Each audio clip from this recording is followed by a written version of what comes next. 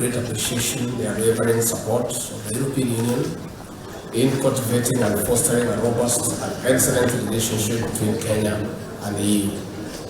This relationship, anchored on the Kenyan-European Union strategic dialogue, has become a cornerstone for progress and development in our nation. We extend our heartfelt thanks for the significant contributions made through the Global Gateway Initiative. This initiative has not only provided tangible benefits through development projects, but also opened doors for Kenya to tap into crucial resources earmarked by the European Union.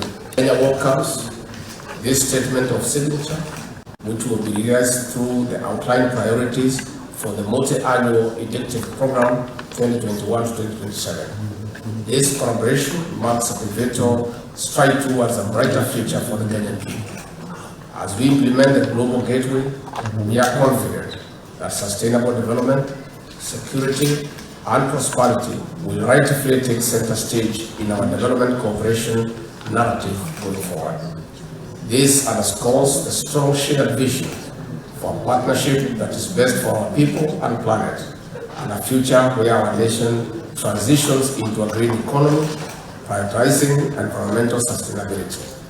The EU's commitment is not just a partnership, it's a beacon of hope for a better, more prosperous Kenya.